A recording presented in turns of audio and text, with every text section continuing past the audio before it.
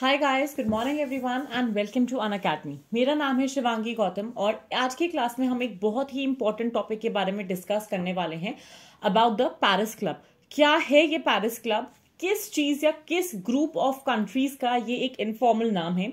क्या करता है ये पर्टिकुलर ऑर्गेनाइजेशन? क्यों ये न्यूज में है? किस तरीके से इसका रोल पिछले 2 दशक में बढ़ा है या इंपॉर्टेंस जो है घटी है? क्या क्या चेंजेस हमको देखने को मिले हैं with respect to the geopolitical tensions of the world? आज की क्लास में हम वो सब कुछ डिस्कस करेंगे।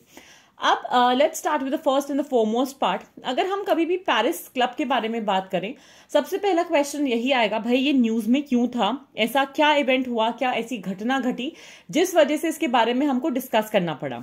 The first and the foremost part lies कि पेरिस क्लब ने बोला था कि वो फाइनेंशियल अश्योरेंसेस देगा या फिर वित्तीय आश्वासन देगा इंटरनेशनल मॉनेटरी फंड या आईएमएफ को, ताकि जो श्रीलंका का डेट है, जहां पे हमने पिछले वर्ष देखा कि श्रीलंका के पास ऑलमोस्ट इतना भी पैसा नहीं था कि वो अपने इकोनॉमिक सिचुएशन को संभाल पाए, फाइनेंशियली इतने ज्यादा टूट चुके थे, जहां पे उनको आईएमएफ ने रफली $3 बिलियन का, इट्स लाइक एग्जैक्टली $2.9 बिलियन का एक बेल आउट पैकेज दिया था। लेकिन इस राहत पैकेज में सर्टेन कंडीशन थे जो श्रीलंका को फुलफिल करने थे। अब श्रीलंका उन कंडीशंस को कैसे फुलफिल करेगा और इसी के साथ साथ इतना पैसा आईएमएफ कैसे देगा? This is exactly where the Paris Club stepped in और उन्होंने बोला कि हम वित्तीय आश्वासन देते हैं, हम फाइनेंशियल अश्योरेंसेस देंगे आईएमएफ को श्रीलंका के डेट के ऊपर। पेरिस क्लब की अगर हम बात करें, है क्या ये पेरिस क्लब? कितने ग्रुप ऑफ कंट्रीज से बना है और इसकी कहानी कहां से शुरू होती है? पेरिस क्लब को क्या पड़ी थी श्रीलंका की डेट में उनकी मदद करने की? अगर हम पेरिस क्लब की बात करें, 22 देश या 22 कंट्रीज इसके मेंबर कंट्रीज हैं। कौन से हैं, as we move ahead into the session हम डिस्कस करेंगे। लेकिन अगर हम बात करें, मेजरली यहाँ पे सारे के सारे वेस्टर्न क्रेडिटर नेशंस आते हैं। दैट मीन्स ये वो देश आते हैं जो बाकी के थर्ड वर्ल्ड कंट्रीज को या डेवलपिंग कंट्रीज को किसी ना किसी तरीके का उधार देते हैं या एक फाइनेंशियल अश्योरेंस देते हैं अगर उनकी लेट्स से नैया डूब रही हो उस पर्टिकुलर केस में। 1956 में एक मीटिंग हुई थी जहां पे अर्जेंटीना ने बोला कि अर्जेंटीना के जो भी पब्लिक क्रेडिटर्स हैं वो उसको पेरिस में मिलेंगे और यहां पे ऑब्जेक्टिव ये आया कि हम किस एक सस्टेनेबल तरीके से डेट रिलीफ सॉल्यूशंस कैसे दे सकते हैं। तो उद्देश्य क्या है इस पेरिस क्लब का कि स्थायी ऋण राहत समाधान के लिए जो भी इनको सॉल्यूशंस प्रोवाइड करने हैं वो किस तरीके से कर सकते हैं, हर उस देश के लिए जो अपना बायलेटरल लोन रीपे कर पाने में नाकाम रहा है।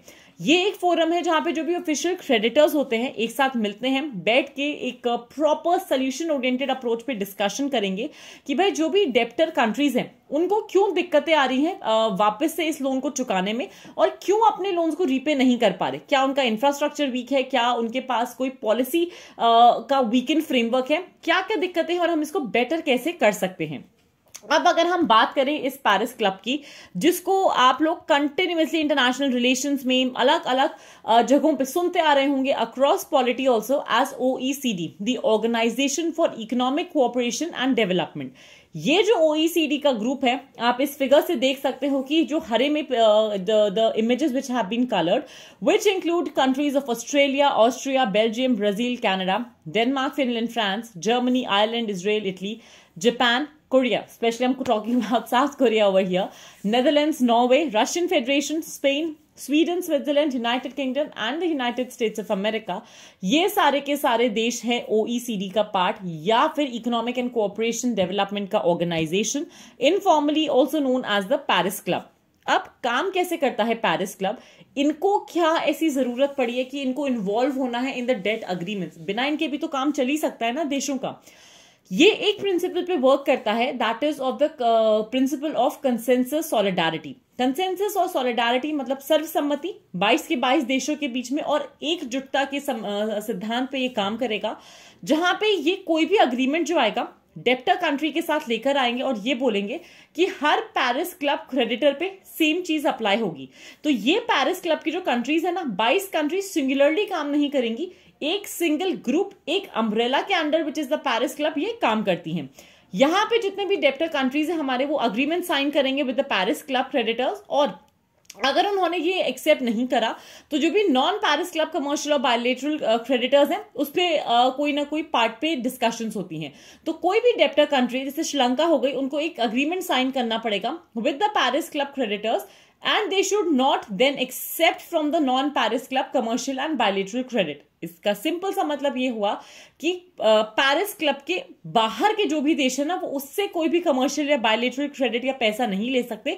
इन्हीं 22 देशों से क्रेडिट लेंगे और अपना लोन को रीपे करने के लिए उनको जो भी डिस्कशंस या पॉलिसी फ्रेमवर्क में चेंजेस बताए जाएंगे उनको वो करना पड़ेगा. तो श्रीलंका की अगर बात करें, जो $2.9 बिलियन का इनको बेल आउट पैकेज दिया था IMF ने, वहां पे ये 22 के 22 देश मदद करेंगे श्रीलंका की to come across and repay this loan.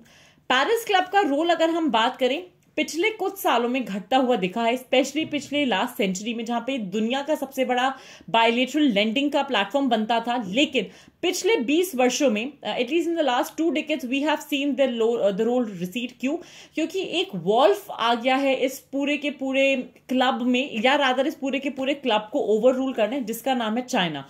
China world का बिगेस्ट बायलेटरल लेंडर जो इमर्ज हुआ है पिछले 2 दशक में. That is one of the reasons. जो चाइना की वॉल्फ डिप्लोमेसी चलती है या चाइना की जो डेट ट्रैप डिप्लोमेसी चलती है, इसकी वजह से बहुत से छोटे छोटे देश, स्पेशली अक्रॉस स्पेशली वो कंट्रीज जो डेवलपिंग कंट्रीज हैं, उनका दिवाला निकल चुका है. अगर हम स्पेसिफिकली एक चीज पे फोकस करें, पेरिस क्लब क्या अच्छा काम कर रहा है या गलत काम कर रहा है, सबसे बड़ा दिक्कत यही आता है with respect to India और China's assurances with respect to Sri Lanka. Paris club का जो रोल है यहाँ पे एक बहुत प्रोमिनेंट कैरेक्टर प्ले करता है साउथ ईस्ट एशियन पॉलिटिक्स के लिए भी, जहां पे वेस्टर्न इन्फ्लुएंस अब बढ़ते जा रहा है because of the Sri Lanka's bail out package. आज की क्लास में मेरी तरफ से इतना ही. Stay tuned for more. Please like this video, share it as much as you can, and subscribe to the Unacademy UPSC Unstoppable channel. Thank you so much and have a fantastic day everyone.